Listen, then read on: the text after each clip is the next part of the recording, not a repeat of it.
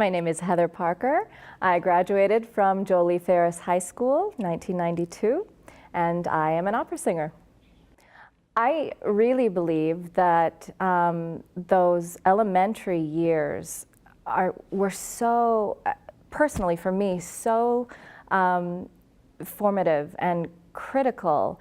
I was a very shy, very quiet little girl growing up, and I always did very well in school, but whenever my teachers would have conferences with my mother, the parent-teacher conferences, they would always comment that, you know, she's very smart, she does very well, but she's extremely shy and she doesn't speak in class at all. And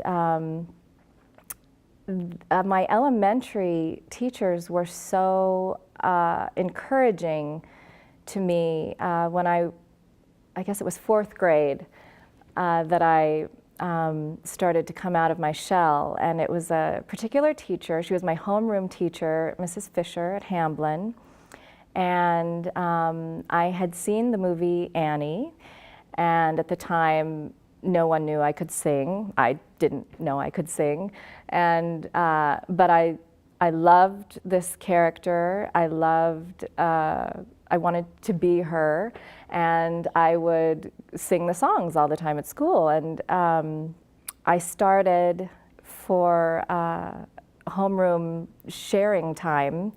My teacher would invite me to come up in front of the class and sing. And for some reason, I could do that. I wasn't scared to do that at that time. I was 9 years old, and that's when it all kind of started. And I wanted to be Annie, and I decided that I was going to put on a production of Annie where I starred and directed and found the costumes. I remember we even, the PE teacher, I talked to him about possibly borrowing the gym as a space for rehearsal and putting on the actual show. I was determined to do this, and I had all my little girlfriends as the orphans, and I was going to the Goodwill to get costumes and everything, and I was going to do this. And then it so happened that Spokane Civic Theater posted auditions for Annie, and I thought, wow, well, maybe I'll really go for this. And I went to the auditions, and I got the understudy to Annie. So that was kind of the start of it all. But if it weren't for the encouragement and support of my teachers at the time, I don't think I ever could have done it, because that gave me the encouragement that I needed to really get up in front of my peers and sing, which I found that I really loved to do. I had so many wonderful teachers, and I remember the ones, aside from, of course, my choir teachers in high school, Mr. B, of course, such an amazing man and teacher, and so wonderful and so supportive. Mr. Burgemeyer, right. And, but going back to elementary, a lot of those teachers are ones that really stick out in my mind as very influential, encouraging figures. I was very involved in, of course, choir and drama. We did a lot of traveling with the choir. We did a lot of competitions. I did a lot of solo and ensemble competitions. And high school was a great preparer for me for the future, going on to college and graduate school, and of course, the career that I chose, being in the performing arts. After graduating from Ferris, I went on first to the University of Puget Sound in Tacoma, and then transferred back to Spokane to Whitworth University. I went to the Eastman School of Music in Rochester, New York to get my Master of Music degree and Performer's Certificate in Opera. After Eastman, I then was invited to participate in the Seattle Opera Young Artist Program. Since Eastman, I had first moved to Houston, then to New York, starving artist, temping and doing all the auditions that I could get my hands on. And then invited back to Seattle, which was a wonderful opportunity. It opened so many doors with that opera company, Seattle Opera being one of the top companies in the country.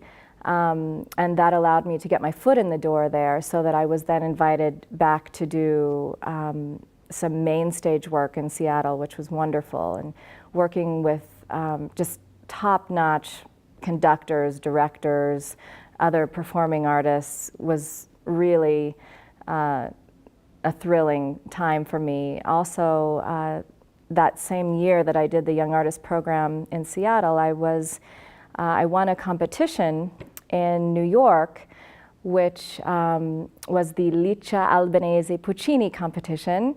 And I was invited to make my New York City debut at Alice Tully Hall in Lincoln Center, which was also thrilling for me.